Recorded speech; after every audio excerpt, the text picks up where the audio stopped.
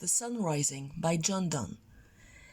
This poem is very similar to our previous poem, The Good Morrow.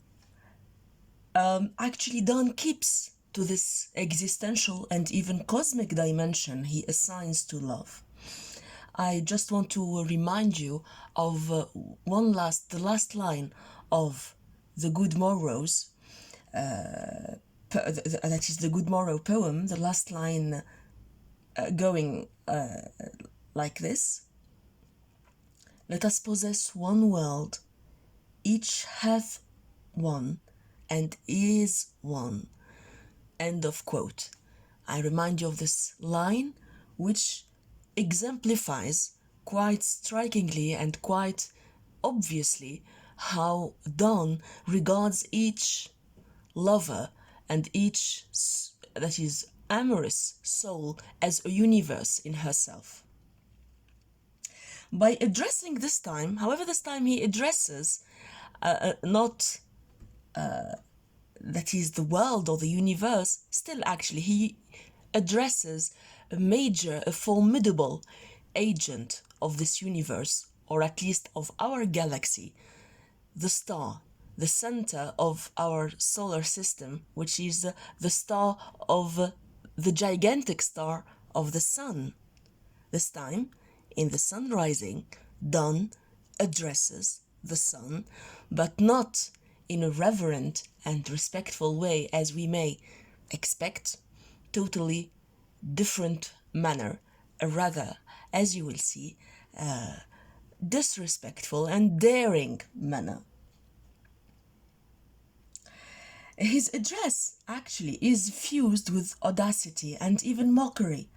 The speaker seeks to subvert the laws of the universe and subjugate its rhythms to the rhythm of love instead of the laws and the motions and the beams of the gigantic star that is the sun. Let us read the poem line by line. Busy old fool, unruly sun, why dost thou thus through windows and through curtains call on us? Now, as you can remark, the poem from the beginning starts by an apostrophe, a call. The speaker is calling upon the sun. But as you see, the words he uses, are very pejorative. Let us say, at least disrespectful and daring. Busy old fool. You see here, diction, you cannot miss how the address is rather articulated in a daring and disparaging manner. You old fool, right? And if you are busy, then you are busy with the foolish things, unimportant things. Unruly, as far as also diction is concerned, implies that is an adjective or a term we rather use for children. Unruly means turbulent, someone who does not abide by rules. So you see here, the speaker is rather belittling the sun and then asking a rhetorical question, which adds a layer, if you want, to this belittling and mocking tone. Why dost thou thus through windows and through curtains call on us? You will see here who is this us. Is it the whole population or two lovers? Or maybe the two lovers are representative of the whole population and even the whole world, as we shall see by the end of the poem. Why should we, to thy motions, lovers, seasons run? Okay, so we see here the speaker is rather infuriated, frustrated. Why should we follow your rhythms?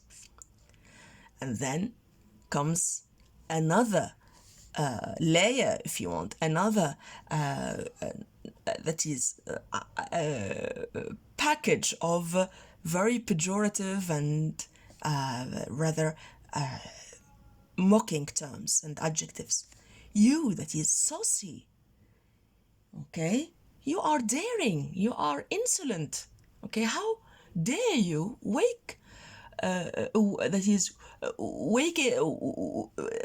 us follow your rules and make us awake at your, if you want, at your will. Saucy pedantic wretch, okay? How dare you awaken us?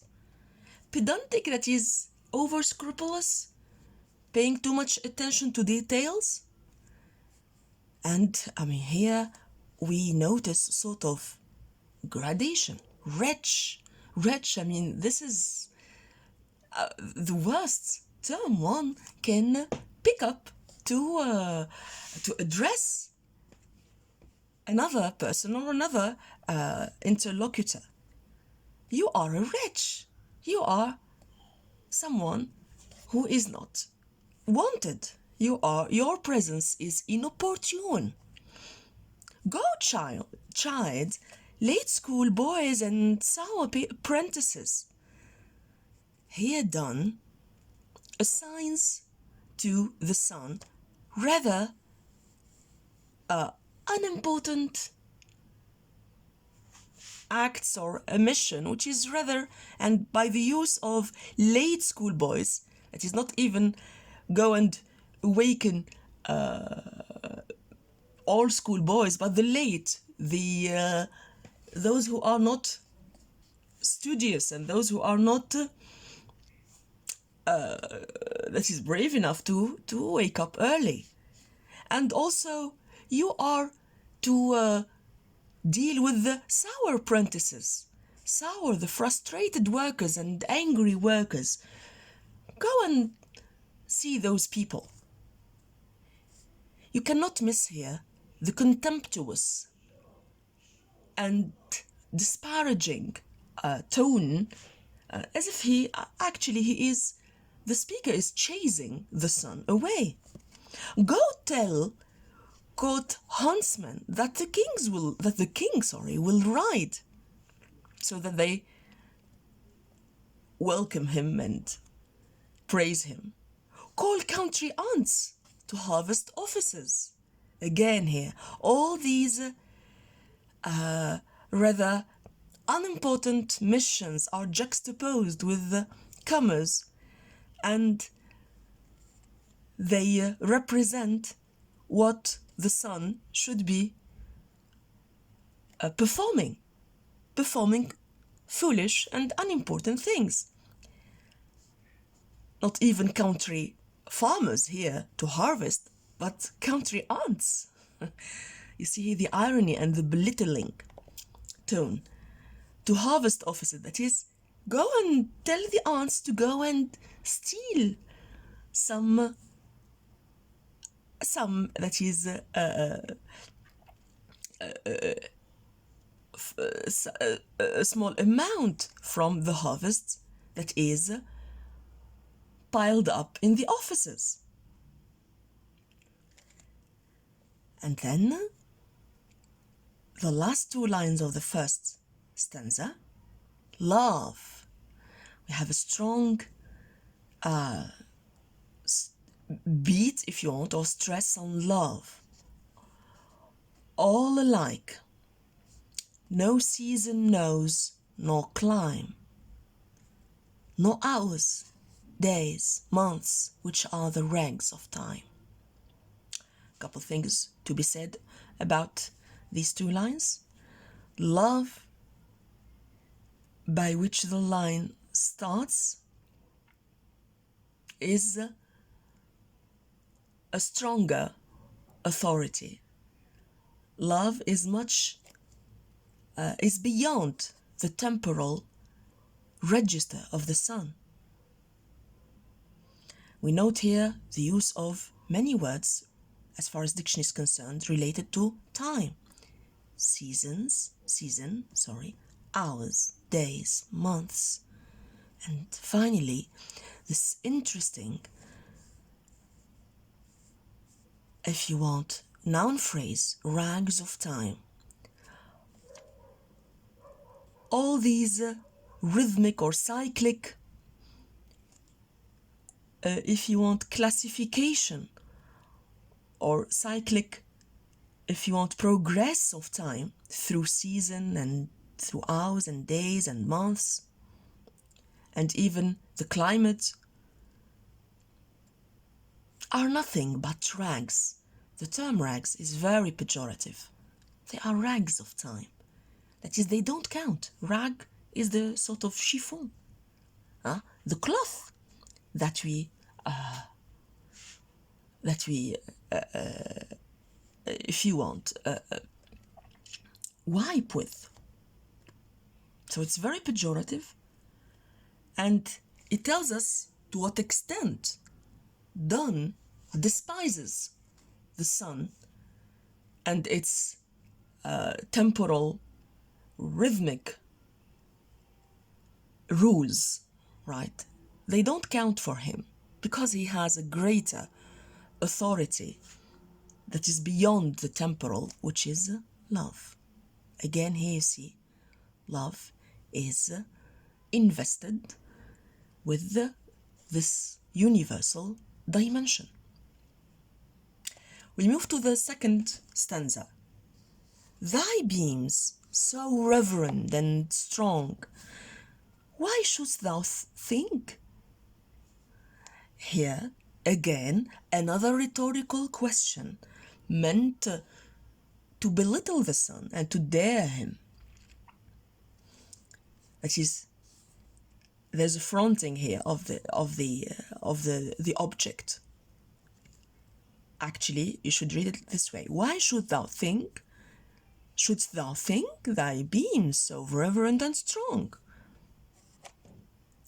And beams, the object, if you want, has been put in front, or that is, the lines or the second stanza starts by the object to show the vital importance of the beams. Of course, the sun's beams and heat stand for life. They announce the beginning of life, of the awakening of the universe, of a new day. Still, the speaker is daring the sun, telling him that you should not revere, if you want, you should not respect, you should not hold in reverence your beams. I could eclipse and cloud them with a wink. What does he mean by that? Simply that it will take him only a wink, only lowering his eyelids, closing his eyes, and he will see no more. He will no more see those beams. He will chase them away. But that I would not lose her sight so long. But, that is, except that I will not do it because I shall lose the sight of my beloved. And I don't want to do that.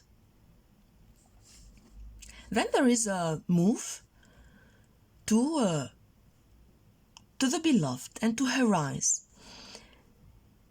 If her eyes have not blinded thine, look, and tomorrow late tell me. Donne is carrying on with this daring address and daring the sun. If ever he has a sight of his beloved's eyes, he shall be blinded. Of course, here he wants to evoke or seeks to evoke the overpowering, overwhelming beauty of his beloved. The following lines are remarkable. The reference to the Indies is really original and very striking, how it is used in context. Whether both the Indies of spice and mine be where thou left'st them, or lie here with me. Ask for those kings whom thou saw'st yesterday, and thou shalt hear. All here in one bed lay. Now Donne here is telling the son to,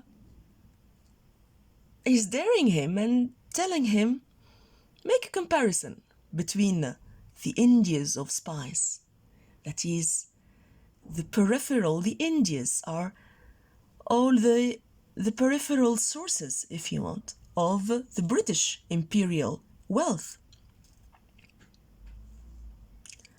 You see all this stretch of bounties and wealth, and the wealth that I possess.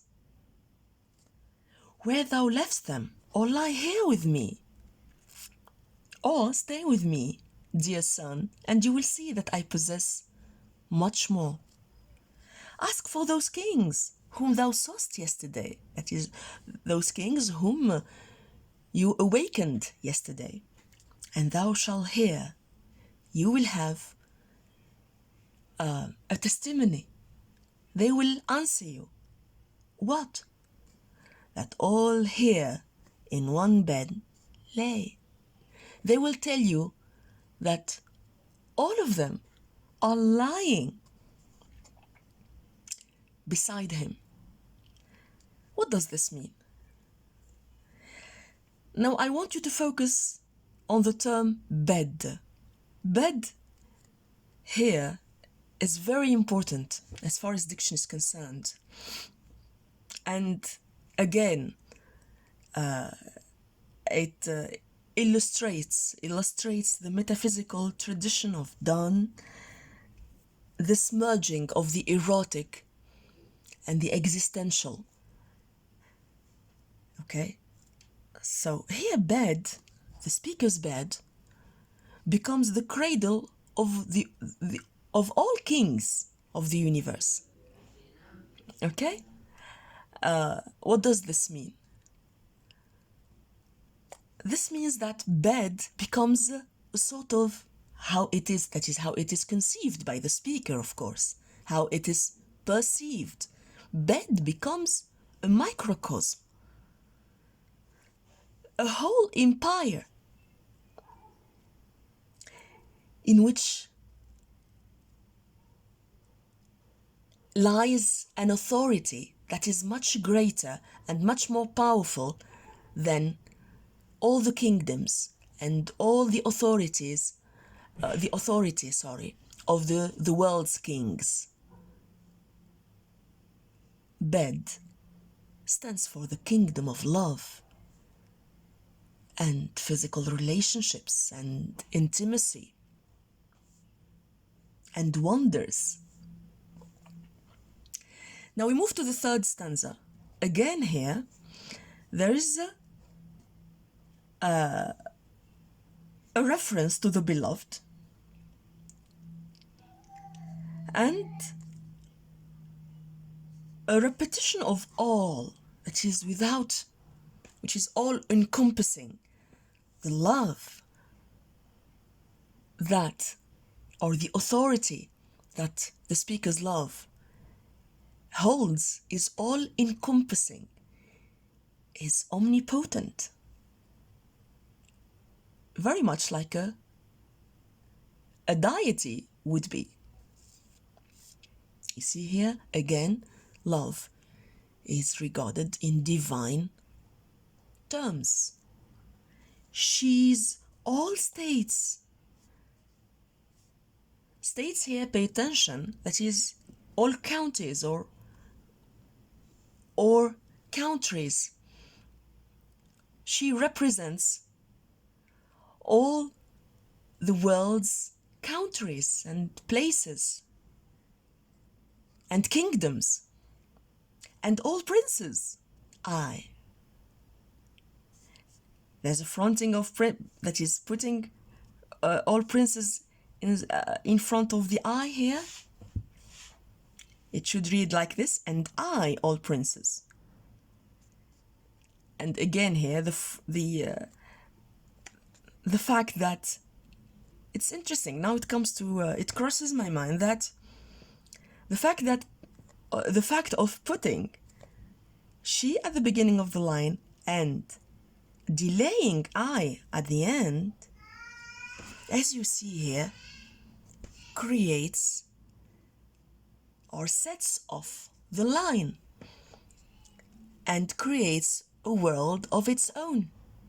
The line here starts by she and ends by I, and as if it is cemented or built or constructed by those two actors. And this echoes this idea of me, that is, my beloved and I, we constitute a world of its own, proper to itself. Nothing else is. We are all, she is all the countries, and I am all the princes. Nothing else is in this bed. Okay, nothing else outside this room exists. Their room, their bed, becomes a sort of black hole, if you want. It sucks up, it eats up everything that is lying outside, and it is self-sufficient. Princes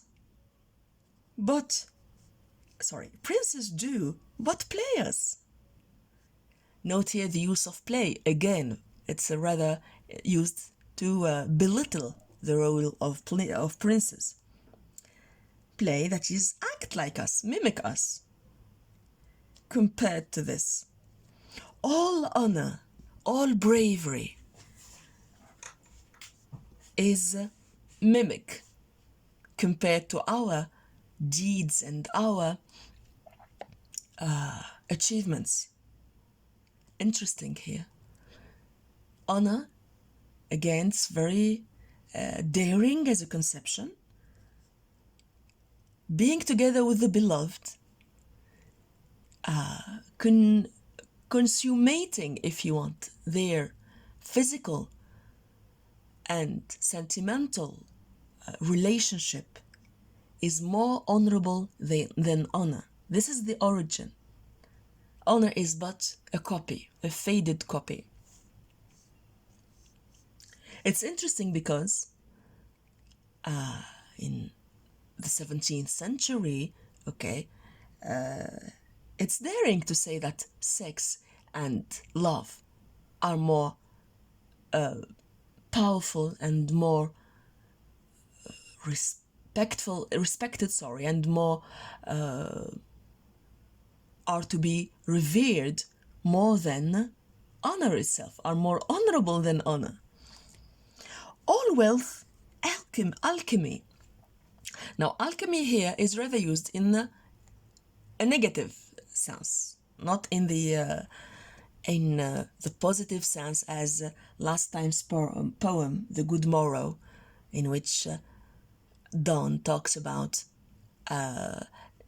that is the mixture of him and his beloved as the perfect formula of alchemy, if you want, or the perfect formula of gold and eternal youth's formula. Here, alchemy is rather used in the sense of chimera or illusion. Our wealth is illusory in comparison with our wealth. What is their wealth? Their love. Consummated, right, in their universe, in their bed. Okay? Their room is their kingdom. And they represent the paragon of unity, of, if you want, utter wealth and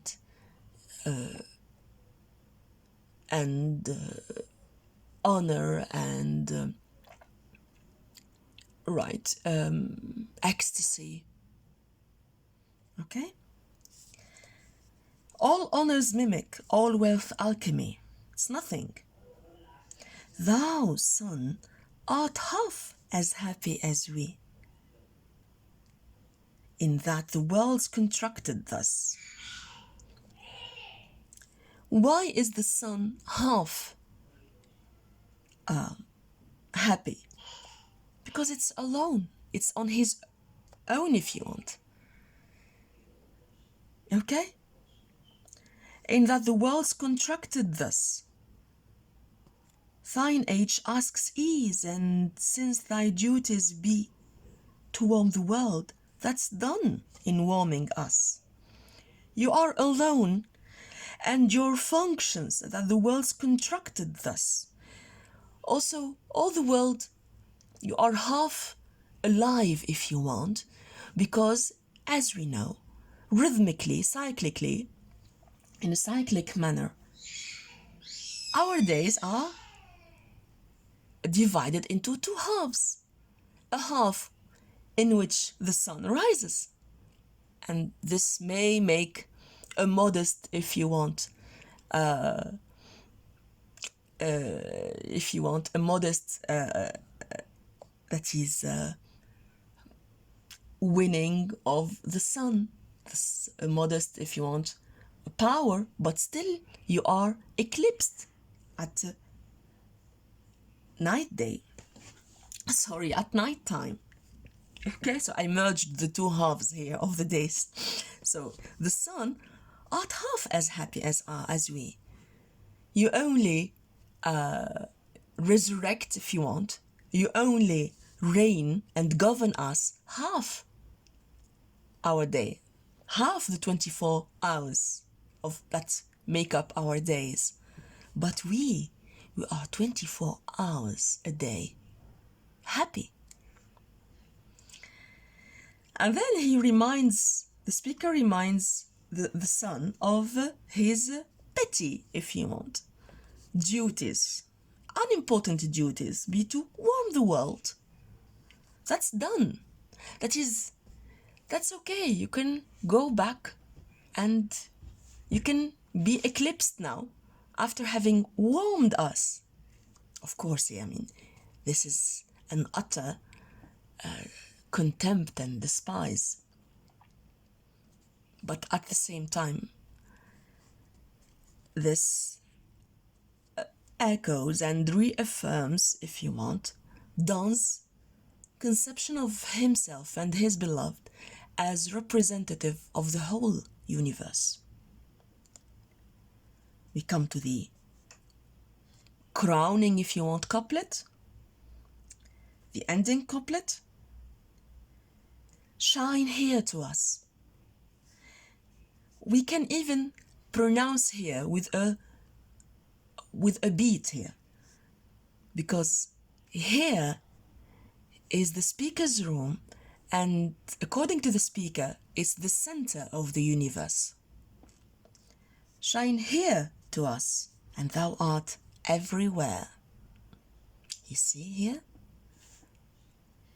The bed, the room, they become the beat, if you want, the heartbeat, the center of the universe. Why? Because love is lying there with the two lovers. This bed, Donne carries on here, as far as diction is concerned, with the diction of localization, of placing, okay, of also of the room, of the edifice. This bed, thy center is, these walls, thy sphere. Beautiful. That is, here we come to the culmination of Donne's reflection. The bed becomes the center, and the walls, the sphere in which the sun will if you want, shine or cast its beams on. So we cannot miss here this, if you want, association of the bed with the center and the room with a whole sphere, a whole universe in which all, if you want, planets gravitate. Everything should gravitate, rotate around this room, around this bed, okay, around this feeling and this consummation of love. So we end with this crowning conclusion, and the sun is no longer that age-old, if you want, authority, that age-old deity to which kings kneeled. Okay, we have countless people kneeled to the sun. But now, this authority, this center of the universe, if you want, of the solar system, of our galaxy, is to be supplanted by a microcosm, by a bedroom. And this bedroom is to be revered and even worshipped. Thank you very much. I look forward to seeing you in the next poem.